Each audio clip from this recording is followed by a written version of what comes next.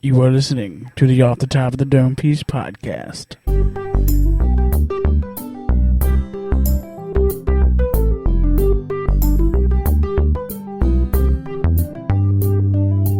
Hey guys, and welcome to the Off the Top of the Dome Piece podcast, where we sit down with seemingly ordinary people and get them to tell us their extraordinary stories. We talk about anything and everything. Nothing's off topic and nothing's too taboo. So sit back, relax, and enjoy the show.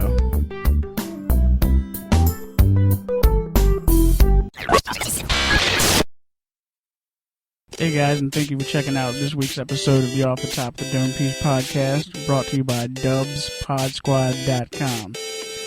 Now, this week's episode is pretty cool, at least to me. Sit down with a buddy of mine that I've known for about 10, 11 years, and he likes to go by the name Arthurius. Didn't want to really use his real name, but the reason I think this is very cool is because we sit around and we just talk about professional wrestling, and if anybody knows me, they know that I am a huge wrestling fan. I have been my whole life, and don't see it fading out anytime soon. And Arthurius, pretty much the same way. Ever since he was a little kid, ever since he can remember, he's been a wrestling fan. So we just kind of talk about the things that we liked in wrestling, what we grew up watching, and who we like and who we don't like, and what we would like to see in wrestling. We talk about it all pretty much, and it's pretty fun for me, so I hope you guys enjoy.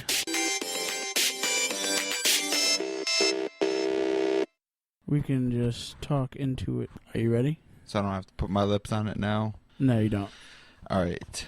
All right, so I'm sitting here with my real good friend, Arthurius.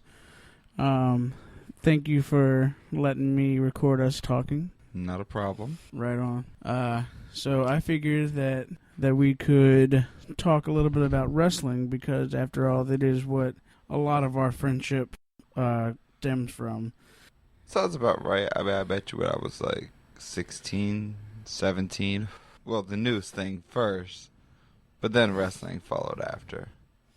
The news thing? You wear the noose like a fucking tie, like I did. Can't tell you that I wouldn't like it because... Oh, the noose tie. Yeah. I remember that. Stupid shit, stupid teenage shit. Right. When did you first get into wrestling? From the time I was born, my grandfather really is the reason why I became a wrestling fan. So I probably started, I would say, a lot of WCW. But I really got into the WWF on my own. It was more cartoony. It was more to my taste as a kid. Looking back, I wish I would have been more into WCW. Gave it a little more of a shot and really experienced guys like Dean Malenko when they were in their prime. Well, Dean Malenko more or less came from ECW. That's true. That is true. But I can see what you're saying. I started watching wrestling from the WWF back in like WrestleMania 3. Really good WrestleMania. Yeah. Hulk Hogan versus Andre the Giant. Seeing them go nose to nipple. It was just, like you said, the cartoony aspect of the larger-than-life aspect of professional wrestling. It's weird that we're even friends because you were a Hulkamaniac and I was a warrior. Well, yeah. I pulled for Hulk Hogan. You believed in the eat your vitamins, say your prayers, fucking bullshit. Yeah, but in the end, it was just steroids. A little bit. Well, the Warrior... A lot more steroids. The Warrior, a lot more steroids, and a lot more illiteracy, I guess. Look, just because he wanted to storm the cockpit... And take down the plane. And what was with that snorting thing, really? I enjoyed it. He had a coke habit, leave him alone. In WrestleMania 3, when I found out that Hulk Hogan won, it was just because it was so real to me. I was just like, when I heard that Hulk Hogan won, I was like, he can do anything. He is the man. And it's kind of like when you're growing up and you have that role model, it's kind of like, oh, if he can do it, I can do shit too. I would never try to slam Andre the Giant. Maybe Yokozuna. Maybe. I don't even think I can slam Yokozuna though. I think I can now. That, and I remember when I was little, I had all the LJN, the rubber dolls, the rubber action figures that were... People know what I'm talking about. The indestructible ones, the ones Yeah. you could stab with anything and it just bounced off. Yeah. And I had the wrestling ring that came with it. And for some ungodly reason, when I was little, I can remember this, and I remember if I could go back in time, I would beat the fuck out of my little self. I stomped on that bitch. Just stomped through it, destroyed the wrestling ring. Now I had nowhere for my guys to wrestle. That's terrible. I never stomped through my shit. I did, in fact, though, destroy some of my wrestlers. Like, when I didn't like them anymore, I would just destroy their action figures in the most sadistic ways. Like, grinding their heads off in the fan, letting the fan go around, and just watching it slowly melt away. Sting turned into some crazy things several times. Same thing with Lex Luger. Like, I had a Sid Vicious that didn't have one leg. What the fuck kind of fan were you using that was melting them? Just a plastic, like, box fan from, like, back in the day, like the 90s fan with superpower motors. Wow. I never did that. I always had my little red marker, though, with me so that I could, if they needed a juice or not, you know. Oh, my mom would have freaked out if she seen me doing that. Like, looking back, I probably could have caught a fire, but I would take my sheet and tie it around the top part of the fan where the handle was, so I'd blow the sheet up like a tent, and then I would go in there and do the shit. So that way I was like inside my own little arena, just grinding them away. No, I never destroyed my wrestlers. I destroyed all my toys. I destroyed my wrestling buddy. My mom tried to wash it once, and the little Hulk Hogan wrestling buddy from WWF from the early 90s got a hole in his mouth, around the nostril in the mouth. So my mom tried to wash it, and all the stuffing came out of it. That's terrible. So I just had like this lifeless, limpless... I mean, I tried to get all the stuffing back in there, but he had like a thick leg and then a nothing leg and shit like that. And then in 96, when Hulk Hogan turned heel at Bash at the Beach, I was so pissed off because, I mean, it was still real. I was only 11. This shit was still real to me.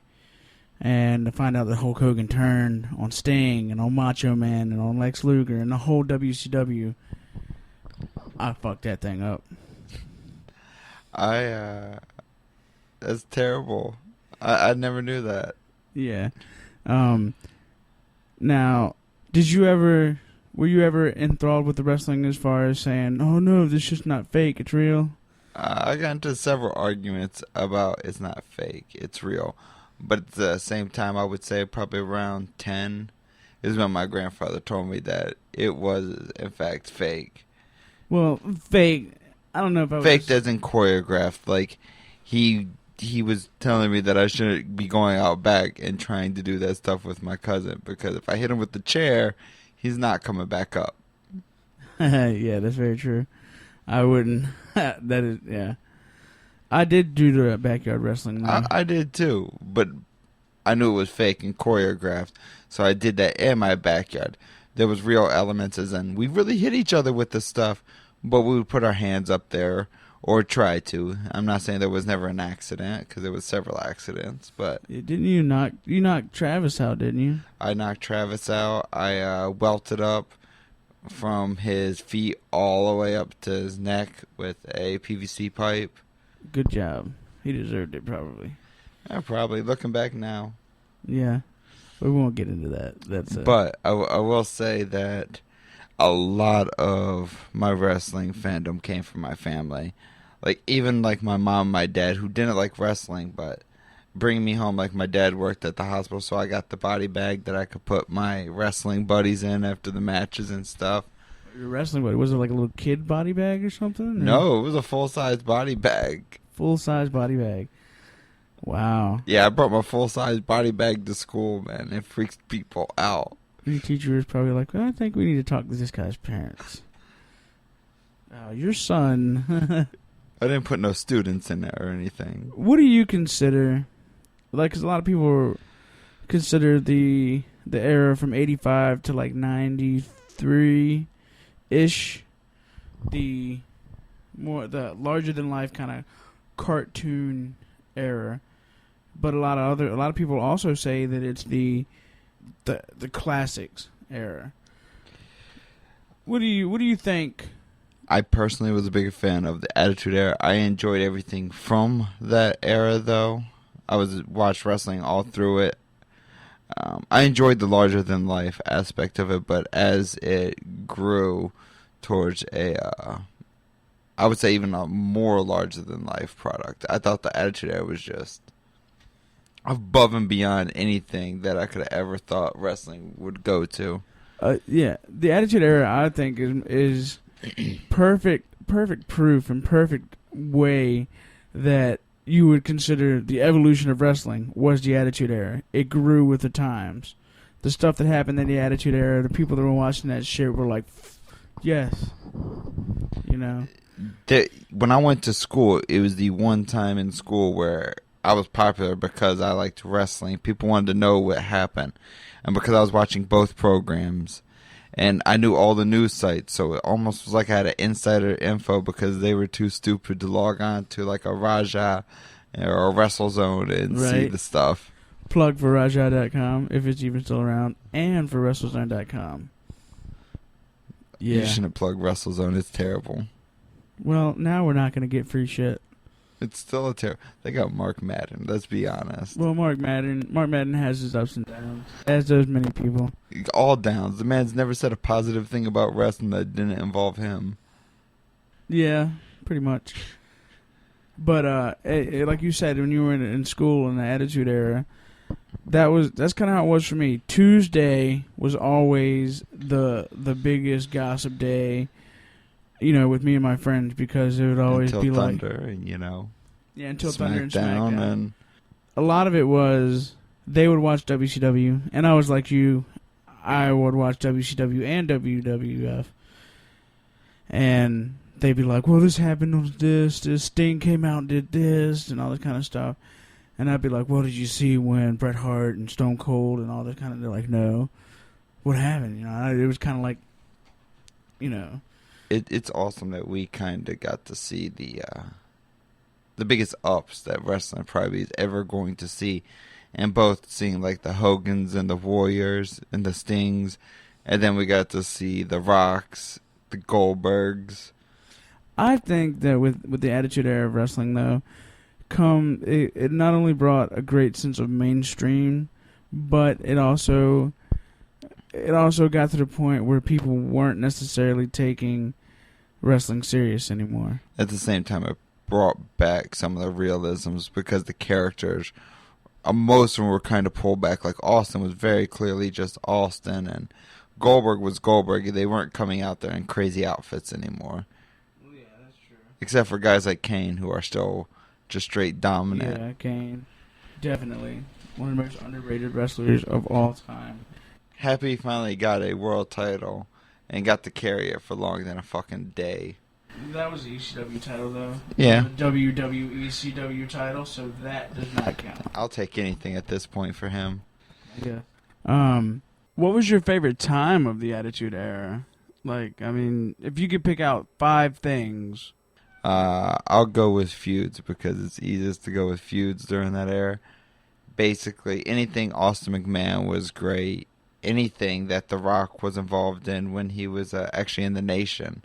I really enjoyed The Nation. I enjoyed the stable feuds.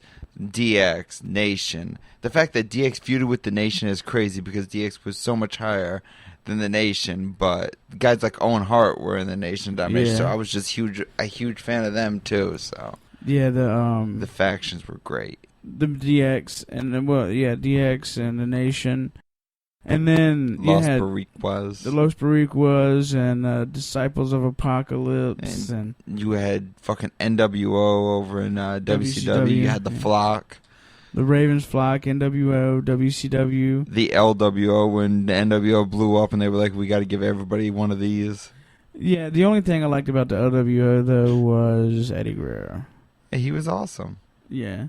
He really was. Severely underrated towards all the way up until basically the end of his career. I don't think he ever got the praise he should have got for the work that he done. Eddie Guerrero made wrestling funny. Made wrestling funny again. He made wrestling funny, and he understood the true meaning of drama to a match. He knew when to play, that he knew when to make that match go to the next level. He would not have survived in this PG era. No. Well, I don't know. He could have done a lot of the lie, cheat, and steal stuff, the classic stuff for the fans. Yeah. Him versus JBL minus the blood. Great matches. It would not have left that mark in our memory. Blood from a Stone, Bret Hart, Stone Cold. Blood in wrestling. It needs to be there. The match that we were talking about, though, the match with the blood with JBL, I believe it's Judgment Day 2004. The cowbell match or whatever. Yeah, it was the bull rope match. The bull rope match. There's a point where JBL hits him in the head with a chair before the headshots got banned, and he blades, and it is insane. Puddles of blood. But it just pulled you that much more into the match because you were like, how is this guy even going on losing this much blood? As barbaric as it seems, as a fan, I appreciate the fact that he's doing that for my entertainment to bring me that much further into the product. It is why I say he's so underrated, because he understood what it took to make me sit on the edge of my seat. And just the blow-off to his feuds were always amazing. He brought out the best in every person he got in the ring with. Him and Rey Mysterio in WCW. Him and Dean Malenko. Him and Chris Jericho being partners. Yeah. I remember that when they would be like, Eddie sucks, and he'd do that fucking little...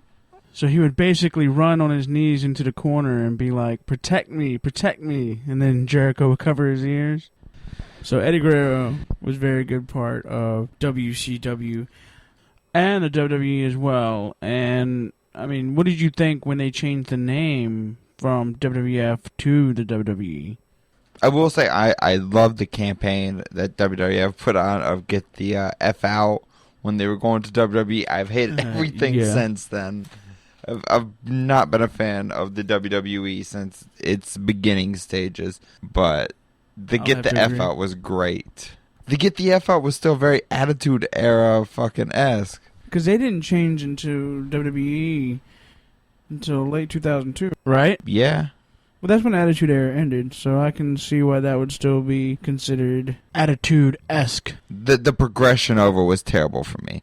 I was a huge fan of the Attitude Era. I thought I was still going to be getting some of that.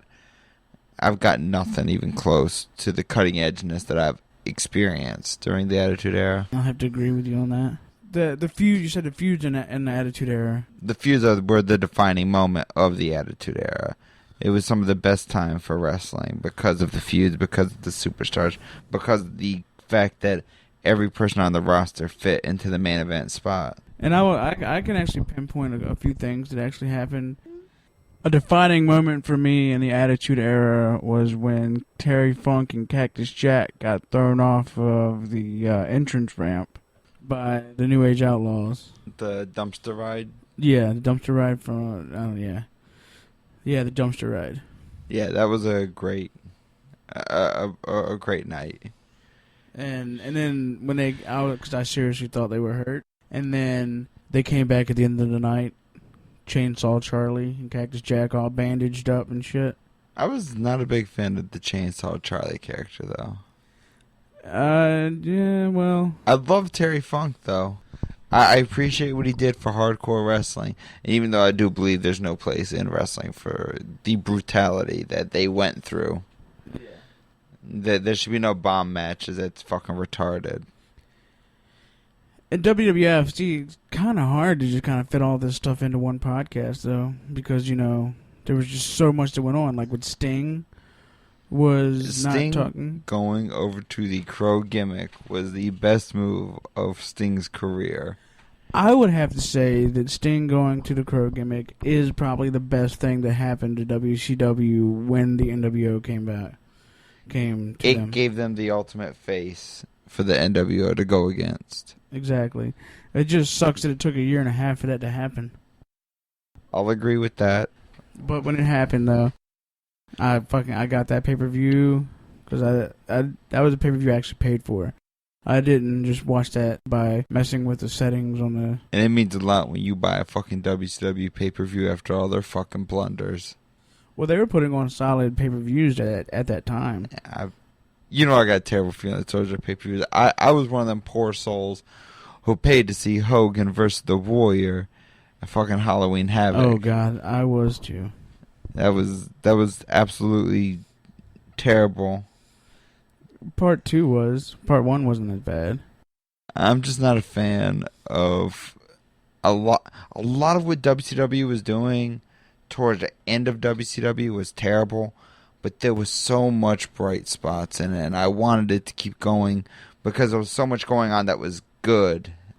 They had a lot of talent, but a lot of poor decision-making skills. The wrong guys were making the wrong choices.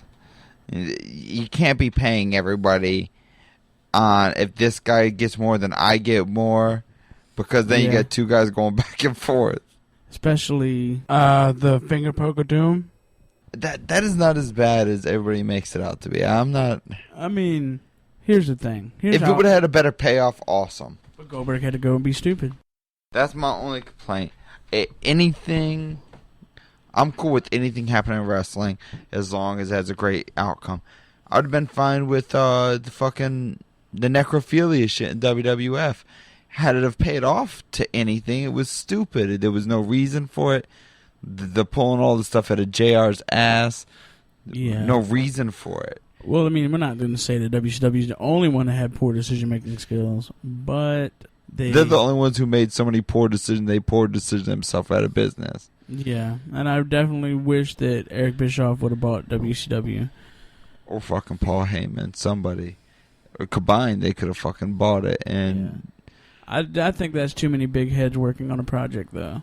Yeah, that's why you don't get Vince Russo and Eric Bischoff working together anymore. Well, yeah.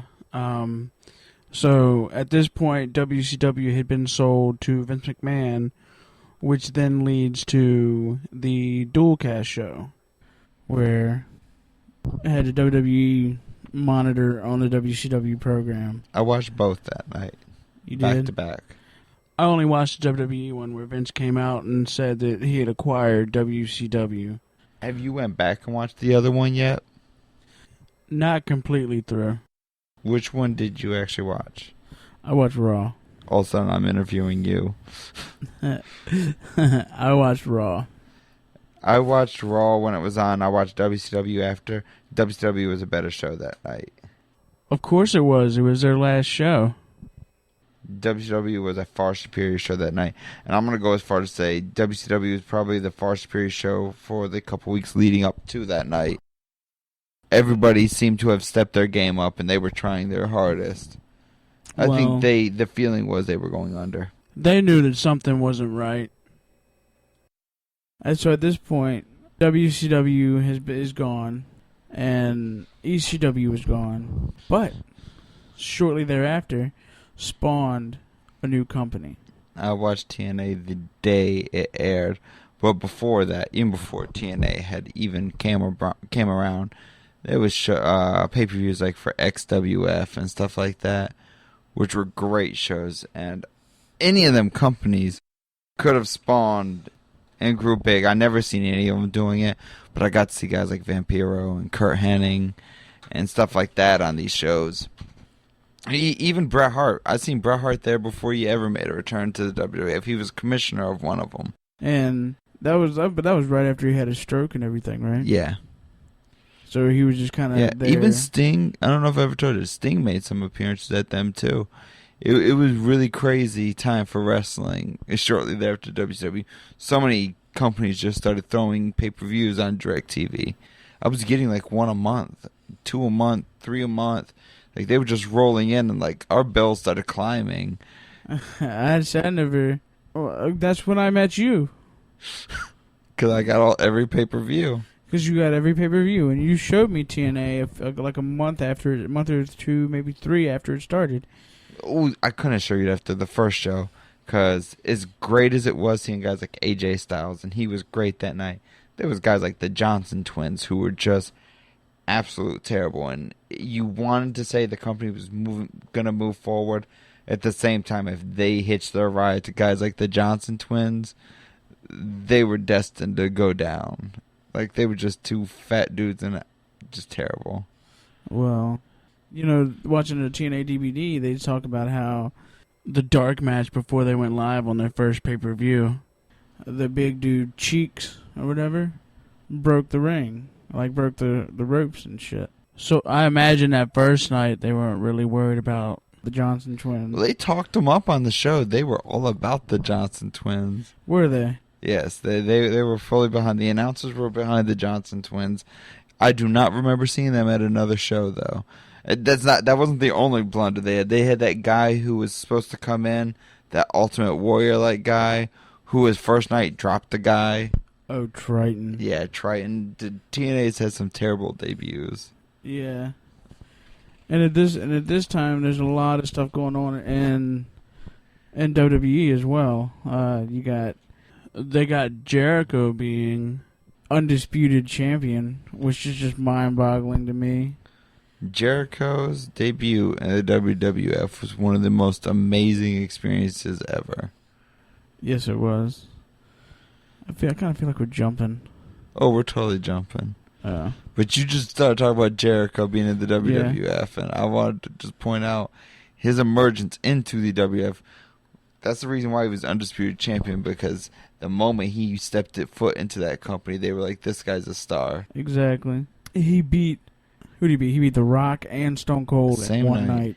And for the WWFE, that's a big thing, because Vince does not hitch his ride to anybody that he didn't create. Exactly, and that just shows how much Chris Jericho meant. And then you got Brock Lesnar, and you got Stone Cold taking his ball and going home, and you got The Rock starting to do movies, and you got... Still dislike Lesnar.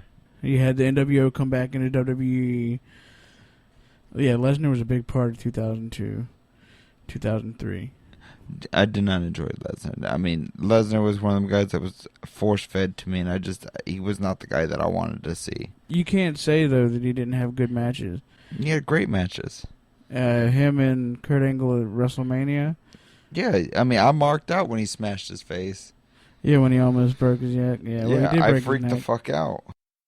I don't want to see any wrestler get hurt. I mean, as much as I hated him because of his gimmick.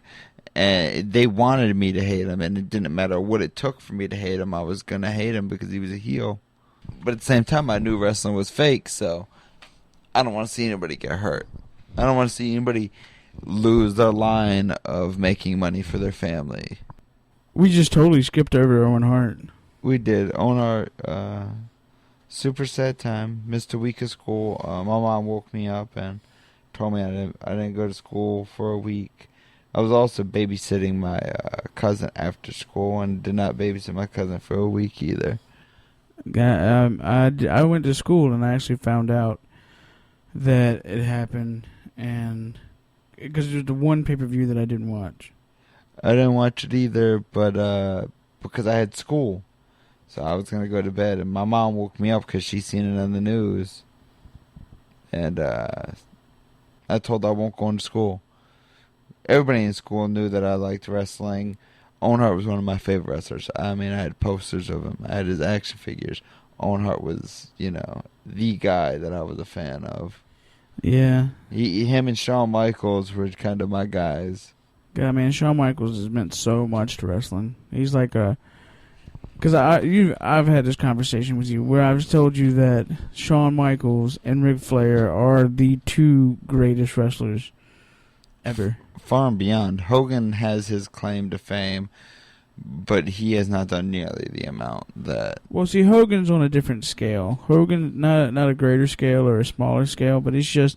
He wasn't known for his wrestling ability. He was known for his storytelling, more or less. If you say so. I'm still just not a Hogan fan, man.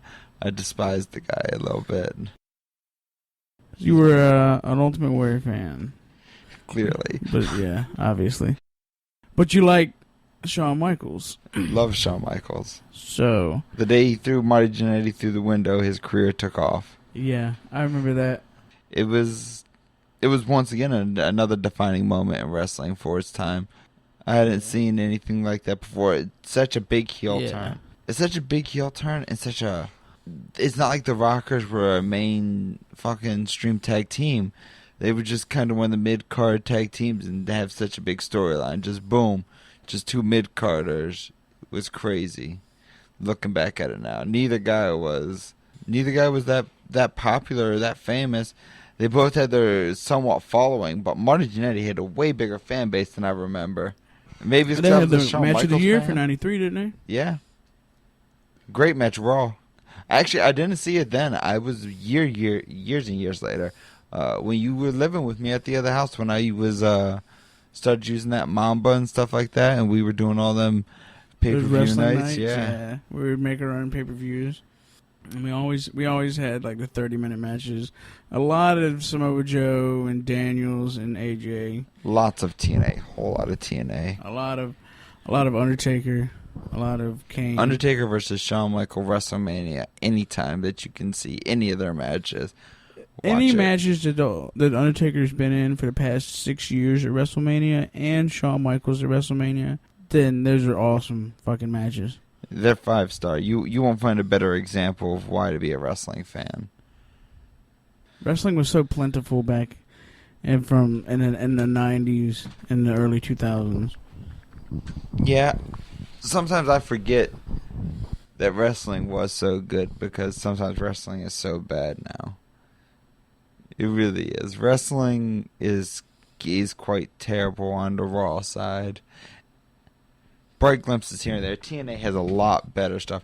TNA pay-per-views are far and beyond the best thing wrestling-wise. Yeah, that's what... The Impact's not so much. Impacts are good, but... I'm hoping they get better now that they're moving on the road, traveling. Hopefully that'll get the wrestlers to perk up a little bit. I would like to see Samoa Joe become Samoa Joe. Yeah. I gotta wish the Motor City Machine Guns were still there. Like, Saban's gonna still be there. What the fuck is Shelly doing? He's out in Japan and shit. He's doing his thing. Being gay. That's what he does. My favorite part of the tag team is just like, I'm out. Yeah. That was kind of cool, though, how it was like, your favorite undercard X Division wrestler and my favorite undercard X Division wrestler being... Although Saban was a very big face in the X Division. He was. But the same thing happened with Daniels and AJ Styles for a while. Yeah. Me being a huge Daniels fan and you being a huge AJ Styles fan. And then they formed that tag team. One of the best tag teams ever. I think the reason why I was probably a bigger Daniels fan is because Daniels from day one was like, yo, give me that mic. I can work the shit out of it. Yeah, and AJ Styles was more or less... Terry. It was terrible. A lot of what AJ Styles was saying on the mic, but you could not take away anything from him in the ring. He's been phenomenal since day one. AJ's gotten so much better. He has gotten a lot better at working the mic. Who is your favorite wrestler? Currently, who is your favorite wrestler? CM Punk. Yes. CM Punk, because CM Punk is Raven's protege. That's why you like him so much? I like him because I loved his work with Raven. Him and Raven brought the house down in Ring of Honor. Then, at the same time, we're working on TNA as a tag team. Then, eventually, The Gathering turned on Raven. Just everything about the emergence of CM Punk was great, in my opinion. Him versus Samoa Joe, amazing matches. CM Punk versus Joe, great. CM Punk versus Colt Cabana. Yeah, Colt Cabana versus CM Punk was great. Colt Cabana is a funny guy, a great wrestler. Underrated, but should never work for a major promotion. Should never work. Not that he couldn't, although he tried and he hated it. Scotty Goldman. I think some people fit the mold of the current WWE guy, and he is not it, and he should not try to be it because he's better to be himself. Yeah. I love what Colt Cabana is. I love the art of wrestling. And I do believe there's a place for him in TNA. If he would love to come to TNA, I would love to see him. I don't think he likes TNA. Yeah, But I'm not going to put words in his mouth. if he doesn't like TNA, then I officially lose a lot of respect for him because that's where independent guys really get a shot. Well, El Generico. You know who El Generico is? Yes. Yes. I would have, I listen to a lot about wrestling. Like I said, I'm a great big fan. El Generico. After listening to him being mentioned on Cole Cabana's podcast, I watched a couple of his matches and shit. He is fucking phenomenal. And He is. He's going to be in WWE. I hope they don't fuck him over. They will. Well, you heard it here first. They will fuck him over. I mean, just look at their track record. Everybody that's come up through the ranks that we've ever appreciated. The only reason Daniel Bryan is in the fucking company is because the fans got pissed off that he wasn't. When they let him go for some stupid ass fucking reason. Yes.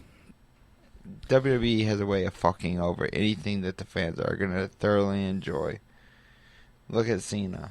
Well, Cena's on a different level. It's hard. It's hard to hate Cena because he's so good at something. They want him to be the modern day Hogan, and we don't need a modern day Hogan. Well, we gotta have a yin to CM Punk's yang. Not to that extreme. Plus, it's not like he's changed his character. He's been the same character. For how long? So is Triple H. Triple H has been the same character. It's different. How is it different? Because Triple H can do it. Triple H, even though he ain't got no hair no more, still takes 10 When's the last minutes to time get to the ring. Cena has been heel? Okay, it's been a long time. Okay, that's why Triple H is okay. He flip-flopped. He went back and forth. He kept his character fresh. Cena has done nothing to keep his character fresh. The PG era has made him a constant face, and I'm sick of a face, Cena. Well said. I like Cena, though. Cena's my guy. His matches are good. The matches are good. 9 times out of 10, they're really good. But I can see what you're saying. The Cena sucks. Let's go Cena chance. Actually, let me change that. Cena matches at pay-per-views are great. Cena matches on Raw are all the same. I'm going to get beat down. I'm going to get beat down. Oh, wait, hold on. I'm Superman. I'm going to make the comeback, and I'm going to get the win. It could be me versus 15 guys. I'm going to get the win. That's not John Cena. That's Super Cena. They're not the same guy. Well, okay, then I only see Super Cena on Raw. What Stunt double. What about Joseph Parks? Joseph Parks. Sick of it. Sick of it? Ready for Abyss. Ready for Abyss, yes. Although, I will go on record and say that they're not the same guy. I think Joseph Parks' character's ran its course. He's been involved in the same storyline for far too long, and he's got upset and snapped far too many times, flashed to Abyss, went back and was shocked, and I'm sick of it. What would you, if you could pick anything to happen in wrestling right now, what would be your perfect lineup for both Raw and not SmackDown, Impact? Impossible. Like, what's on Raw that you wish you could change? Less talking, more matches, pushing the correct stars. R-Truth needs to be closer to the main event spot, and he needs to quit be taken as a joke. In TNA, he was the main eventer. He was the World Heavyweight Champion. Give the man a shot. He has everything it takes to be the guy that should be feuding with Cena in a legitimate feud. Amen, brother. We were all thinking it. He said it. As far as TNA, there's nothing I want to change in TNA. I like where TNA is going, and I wouldn't want to. I wish. I will say this. I think the Aces of Ace are going the way of the NWO, and that saddens me. I see the exact same thing happening. The additions of guys like Garrett Bischoff and who's that other jackoff? Wes Briscoe. Just two mid-carders out of nowhere. Nobody gives a shit about them. They're just like, oh, here you go. The Shield, WWE, great. Though that is a great thing going on there too. Yeah, I agree with that. Well, you said you wouldn't want to change anything on Impact. Who is your favorite TNA wrestler? Austin Aries. I would say Austin Aries right now. I really love what they're doing with him. Bobby Roode is really great. Impact just passed, and I love that Eric Young is being taken into a kind of a main event role, being in the Lethal Lockdown match. You didn't watch it, did you? I read the spoilers, though. This thing was like, it's showtime. And Eric Young comes out?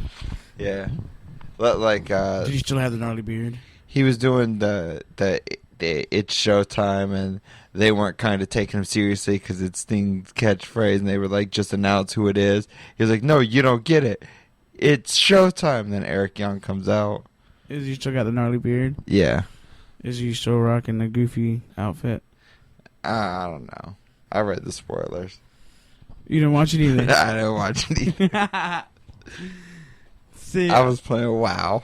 Another plug for WoW. That's 2 podcasts that WoW's been in. Yours and Kevin's. I mean, I was probably playing with Kevin. It's a small world. What's your favorite tag team? All time or currently? Give me both. Currently, Bad Influence in TNA. That's Frankie Kazarian. Kazarian, yeah. Christopher Daniels. Great tag team. What it has done for Frankie Kazarian is amazing. They both kind of even each other out, I think. All time, it's really, really hard because there's been so many that I've been huge fans of. LOD for its time. New Age Outlaws during its time. The Rockers, when I was first growing up, that was one of my initial. Heart Foundation. There's too many good tag teams for all time. The Triple X from TNA. America's Most Wanted. America's Most Wanted was LAX. amazing. LAX. Even at one point, Hernandez and Morgan. Yeah. Pretty dominant. Huge mistake in TNA's history, though, was earlier I was saying Raven was one of my favorite wrestlers. So when he was doing serotonin, I was super excited. I think a huge drop of the ball with the serotonin storyline. Too much talent in that group for it to have turned out the way it did. Yeah. They did not give Raven enough creativity reign over the storyline. Way too much input, and it ended up becoming almost sexual in a way, and just it was weird. He was beating them for no reason and laughing, and it became odd for being odd. Raven, you're right. Raven doesn't get a chance a lot, but I think that the serotonin, was a big missed drop ball. Another thing that I thought was a drop of the ball. This isn't even recent. This was back in 90s, 98. When Sting joined Wolfpack. Yeah. I hated the fact that he joined Wolfpack. Loved it. Huge fan of it. It made the Wolfpack relevant. Took Sting away from WCW, though. It was the time for it. There was nowhere else for it to go. They took every turn that they could. That was the only place for them to go with the story. They had wrote it all the way to the end, and that was the ending. And you hate the ending, and that sucks, but that was the ending. My heart is broken now. I mean, think about how long the NWO chased Sting. The ending is he finally joined, and it was the Wolfpack, the Red and Black. He fucking fucked up, though. It was fucked up. It was great. I was already a fan of the Wolfpack. I liked Conan. I liked Kevin Nash. But yeah, so I'm a big fan of the Red and Black NWO. I thought it was a great storyline. I didn't see nowhere else for it to go besides to keep going that direction. Eventually, Sting had to join one of the groups, and it made more sense to join almost the face side of the NWO. Everybody in that side was basically playing face. And Sting, I guess, getting injured or taking time off after Halloween Havoc really kind of hurt the Wolfpack, too. So, all in all, Sting, not really a good decision in the Wolfpack. You just hate it because you're a huge Sting fan. I love it because I was a bigger NWO fan than Sting fan. That's because Sting's where it's at. Sting was always... Because it was Sting and Bret Hart after it was Hogan and Warrior. There was really nobody in WCW. But Sting's been with me forever. I guess you could say Hulk Hogan and Ric Flair if you want to go WCW and WWF. Fuck Hogan, love Flair. Though I think Flair has worn his wrestling, his in-ring time is worn out. He should no longer even attempt to get in the ring. It saddens me that he keeps trying because he's too old and past that. I no shit have a picture of Ric Flair sitting at a table having drinks with my mom. It's awesome. You told me that your mom used to hang with Flair and stuff like that. Yeah, when they would come down to Richmond because she worked at like a little convenience store at one point in Richmond. And after, it was right near where they would wrestle. So all the wrestlers, after the matches, would come and get snacks and food and shit for being on the road in Richmond. And, like, they would have to shut down the stores and stuff like that. That's crazy. I'd be pissed. Be like, yo, man, fuck that. I want my nachos. Fuck Ric Flair. Just seeing Sting join the Wolfpack. I mean, I was excited, but at the same time, I was like, WCW's really got nobody. They had nobody when the New Blood came in either. New Blood was bad. New Blood was awesome. Big fan of the New Blood. Sean O'Hare was in the New Blood. Get off my nuts. But I'm not telling you something you don't already know. I'm saying Sean O'Hare was an amazing character.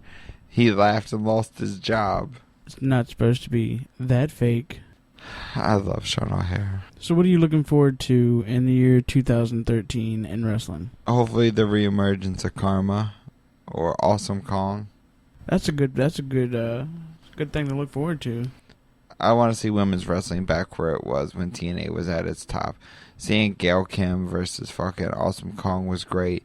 I think TNA has amazing women wrestlers going right now. Not only are they beautiful, but they wrestle. WWE could take a note from them. God, yes. TNA, though, they are moving on the road, and I think that in 2013, I'm really looking forward to seeing how they progress as a company. I'm hoping to see maybe a 2.0 this year, and ratings would be nice. Yeah, it would. But we're big fans of TNA, Impact Wrestling. TNA. Impact Wrestling. TNA. Okay, TNA. I like TNA better. In WWE, I'm really kind of looking forward to... I'm really looking forward to WrestleMania. I was looking forward to WrestleMania till I found out that CM Punk wasn't the guy. Yeah, but I do want to see Triple H versus Brock Lesnar. Agreed, but at the same time, I don't understand why WWE insists on doing... It was a... Oh God. What happened to once in a lifetime, man? Well, now it's twice in a lifetime. Here's my problem. Are they just going to make this the new thing that every time a match is successful, they're going to repeat it the next year? Well, that's what they did with Shawn Michaels and Undertaker. That's also what they did with Triple H and Undertaker. Exactly, and I'm sick of it. Just because it's successful one year don't mean you got to do it the next year. I don't need to see the same WrestleMania again. I've seen it once. Let's move on. CM Punk was the man. He was set up in position. He has been the face of the company. I'm just looking forward to hopefully a great year in wrestling. I think TNA will have a great year. I think WWE will continue to hopefully dig itself out of where it buried itself when it became the WWE. I'm hoping Linda McMahon realizes that the PG era is not going to help her win any kind of political party. Just allow wrestling to be wrestling. Now we're definitely not going to get any free shit from WWE. But anyway, hopefully this has been an insightful podcast. I don't think there's anything else to touch on, is there? No, except for you seem to think I'm very anti-WWE. Well, you kind of sound like you are. I said a lot of positive stuff about the company. I love the Shield. Love CM Punk. Okay. All right. Maybe we'll get a little bit of free shit. I currently love Paul Heyman. Paul Heyman, yes. There's a lot of good in WWE. There's just so much bad. I love the relationship between Paul Heyman and CM Punk. You tell me how a guy that's blindfolded and a guy with one arm going to win a match against one of your top tag teams. I'm supposed to take your tag team division seriously? But I won't be able to see. Come on, man. I won't be able to see. You got to admit it's pretty bad. Yeah, there's some wacky stuff going on in WWE. It's always too has PG, been. though. Huh? Like, it's not even entertaining now. Like, I used to be able to get over the fact that there was some cartoony, some elements to it, that Vince McMahon has a weird sense of humor, and that silly shit makes him laugh. It tickles his fucking pickle. But come on, at least give me wrestling. Let wrestling be wrestling. Wrestling. Let wrestling be wrestling. Let your wrestlers be wrestlers and not fucking superstars.